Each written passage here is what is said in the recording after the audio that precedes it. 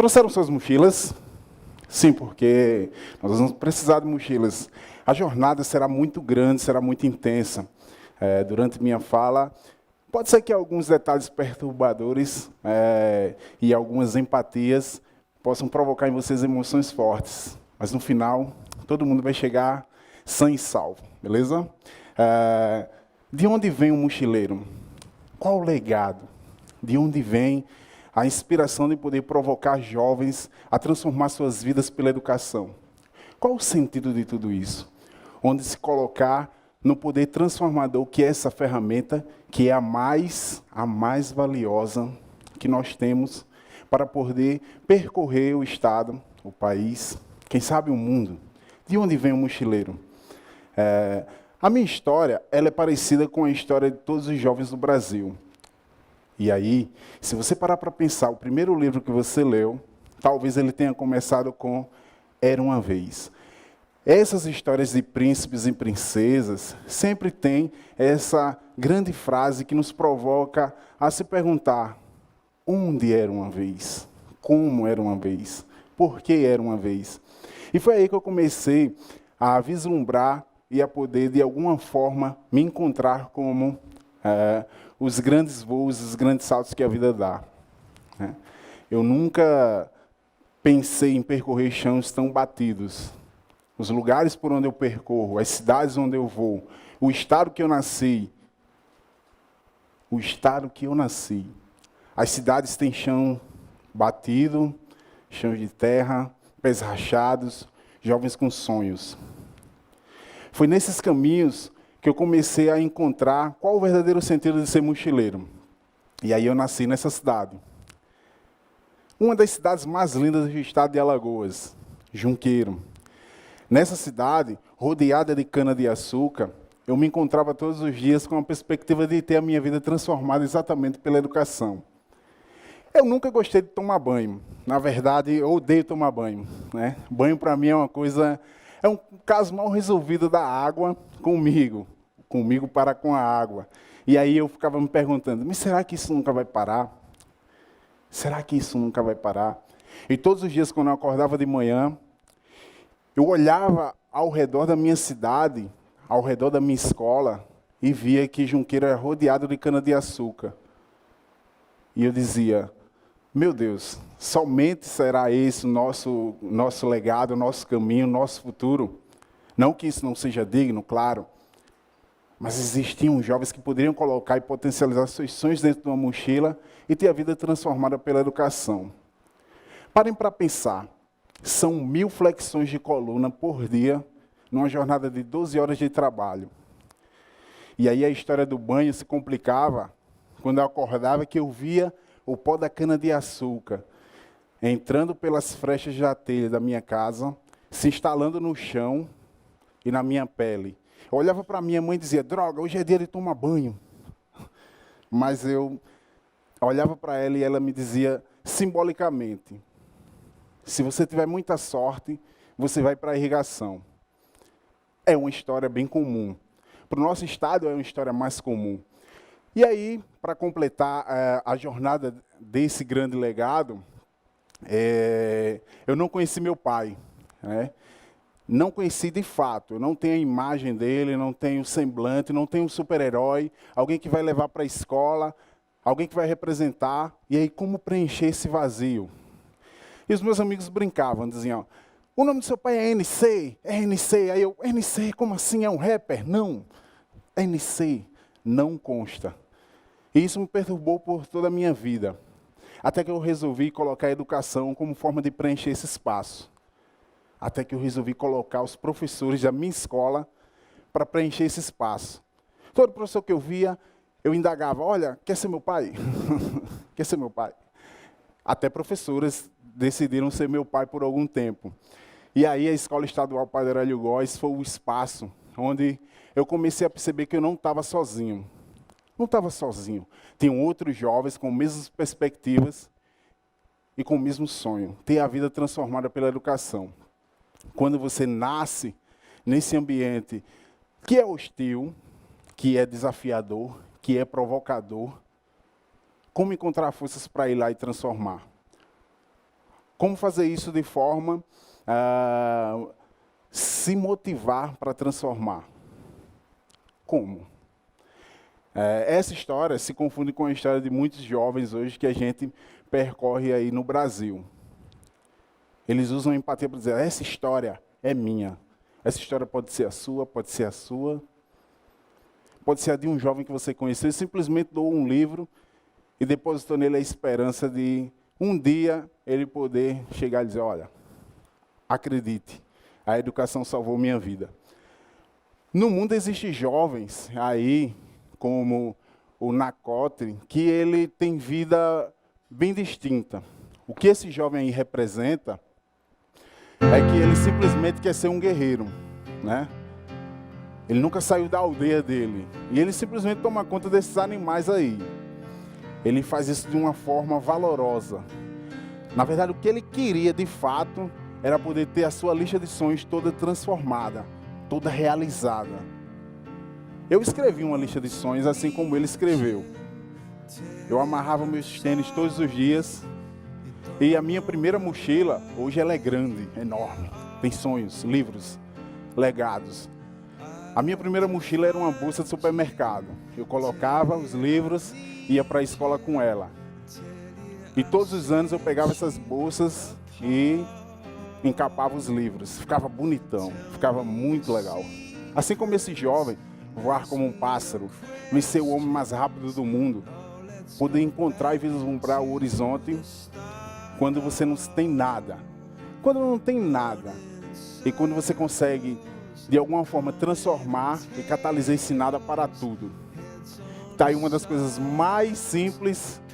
Eu acho que todo mundo aqui viu o mar hoje, ou a maioria de vocês. E ele nunca tinha visto o mar. E aí você começa a pensar, use o poder da empatia. Use o poder da empatia. Comece a se colocar no lugar daqueles jovens que você vai lá no interior e que tem a oportunidade de conhecer escolas destruídas, lugares sem vida, sem alma, sem perspectiva e sem sonhos. Vá lá, faça o mínimo que você conseguir fazer e de alguma forma você vai ver que você vai estar dando horizontes para que esses jovens possam voar.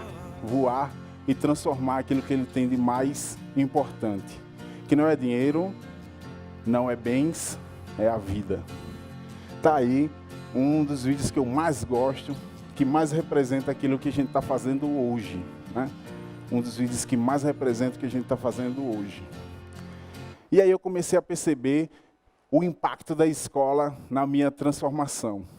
Rubem Alves tem um poema que ele simplifica tudo o que a gente sente quando nasce em lugares, em cidades distantes, em cidades distantes do novo, distantes da informação. Há escolas que são gaiolas e há escolas que são asas. E a minha escola, particularmente falando, eu volto todos os dias nela, quando eu tenho a oportunidade, para poder dizer, essa escola foi asa para que eu pudesse alçar voos, né? Então não existe nenhum poder transformador, não existe nenhum impacto, por mais simples que você queira causar, se ele não passar por a escola. Se ele não passar pela base, se ele não passar pelos líderes, que são aqueles que vão te inspirar durante sua jornada. No meu caso, os professores. E aí eu comecei a perceber que a escola estava me dando asas para que eu pudesse voar, para que eu pudesse ir lá e transformar. Esse ambiente, um ambiente democrático, um ambiente vital, um ambiente que me fez entender que além da fumaça das queimadas de cana-de-açúcar e dos sonhos colocados em mochilas para ir para a Entre Safra, no Paraná, em Alagoas, isso meus jovens fizeram muito, meus amigos jovens fizeram muito, existia um ambiente que poderia solidificar aquilo que eu estava sonhando, aquilo que eu estava percorrendo. Construir a história mais comum do Brasil. O primeiro a terminar o ensino médio, o primeiro a terminar o ensino superior.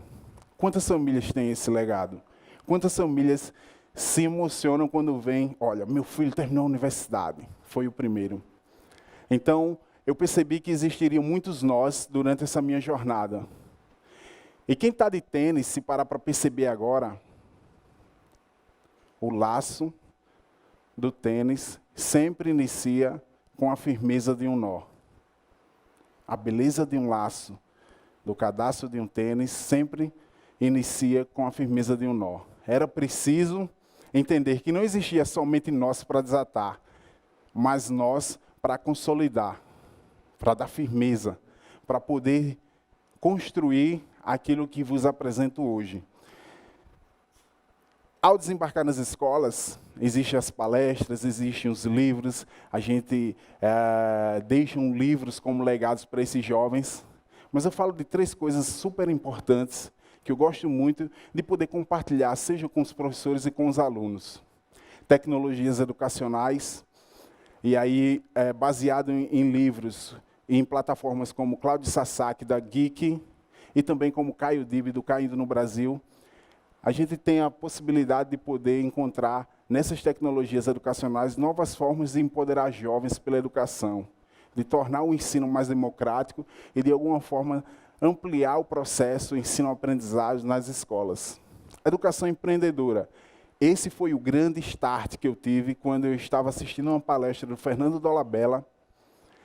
E aí foi onde eu tive a ideia de poder imaginar um mundo de conhecimento no interior do estado, no interior do Brasil. Poder ser mochileiro, poder ser itinerante e levar tudo o que acontece nas escolas, nas universidades de Alagoas, da capital de Maceió, para poder colocar isso para percorrer o mundo. E aprendizado significativo. Eu leio muito Celso Antunes, e é um dos caras que eu mais gosto quando fala sobre aprendizado significativo nos conceitos de multidisciplinaridade e interdisciplinaridade. Adoro poder debater e discutir isso nas escolas por onde a gente vai. Além de poder inspirar e impactar jovens, eu procuro também mover um legado para que professores e educadores possam experimentar também esse novo tempo que a educação tem como transformar. Na mochila existem os sonhos e os impactos, mas a minha mãe é doceira. E eu ficava olhando para a cozinha dela todos os dias e dizia, por que é que as pessoas gostam tanto do seu doce? Se, teoricamente e aparentemente, ele é igual a das outras pessoas que fabricam. E ela dizia, descubra, descubra. E eu comecei a percorrer a cozinha dela e ver quais eram as ferramentas que ela utilizava. E eu percebi que nenhuma ferramenta prática, técnica, seja filtro, seja liquidificador, seja a batedeira, formas, nada disso fazia o menor sentido se ela não utilizasse amor. E aí ela disse, coloque amor em tudo que você faz. Mochilar pela educação é mochilar por amor. É colocar o semblante e o olhar da minha mãe quando dizia, muita sorte, irrigação. Muita sorte, universidade. Não preciso mais de sorte, agora é transformação. Desenvolva, desenvolva. Encontre líderes, encontre pessoas que preencham o vazio do não consta. E aí você consegue vislumbrar e perceber que são nos grandes interiores, nos pequenos lugares, que existem as grandes ideias, que existem as grandes pessoas que podem transformar o mundo, que existem pessoas que estão sonhando exatamente com o que eu sonhei há anos atrás. Esse legado de uma mochila, e aí está o mochileiro, para mim é a coisa mais extraordinária. Desembarcar em escolas de forma social, sustentável, mas social. Como é que você consegue fazer isso em tempo de distribuir livros e estar em lugares onde a gente menos imagina? Como fazer com que jovens te ouçam e procurem entender quais são as ferramentas que você utilizou para chegar tão longe? E são jovens no ensino médio, crianças. Só não cheguei a beber ainda, porque com essa barba eu ia assustar os meninos e todo mundo ia dizer, foge, vai explodir tudo. Mas está aí um pouco do que a gente tem feito, um pouco do que a gente tem desenvolvido, um pouco do que a gente tem procurado de forma compartilhada, de forma coletiva, deixar para o nosso estado, para o nosso país. A gente trabalha na base. Mochilar, para mim, é uma grande diversão. Mas é uma diversão com conceito, uma diversão com foco, uma diversão que tem realmente um objetivo a percorrer, a seguir.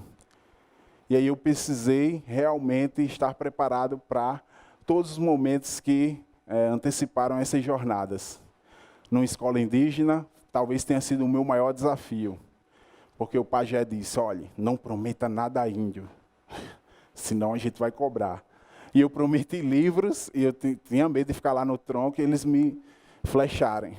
E eu prometi livros e prometi uma palavra que pudesse transformar a vida deles. Então aqui está o grande ingrediente de uma jornada. O grande ingrediente dessa jornada, na verdade, é amor. É quando a gente procura colocar aquilo que a gente tem mais intenso, tem mais verdadeiro naquilo que a gente faz. Tudo que fizerem, assim como minha mãe faz, façam com amor. Procure potencializar aquilo da melhor forma possível. Parece romântico, contextualizador. Parece romântico, contextualizador. Parece que você fala e nada faz. E aí eu convido vocês, a cada um de vocês, a colocar uma mochila nas costas e a poder um dia, somente um dia, pega os livros que você tem em casa que não utilizam mais e vamos percorrer essa jornada pela educação comigo. Nelson Mandela, quando ele estava preso, ele escutava um poema vitoriano que encerrava com a seguinte frase: seja senhor do seu destino, seja capitão de sua alma. Esse é o legado da mochila. Vocês podem ser quem vocês quiserem. Os jovens do interior de Alagoas, do Brasil, podem ser quem eles quiserem. Utilize a ferramenta educação, encontre líderes e sejam sim esses capitães de sua alma, senhores de seu destino. Muito obrigado, boa tarde.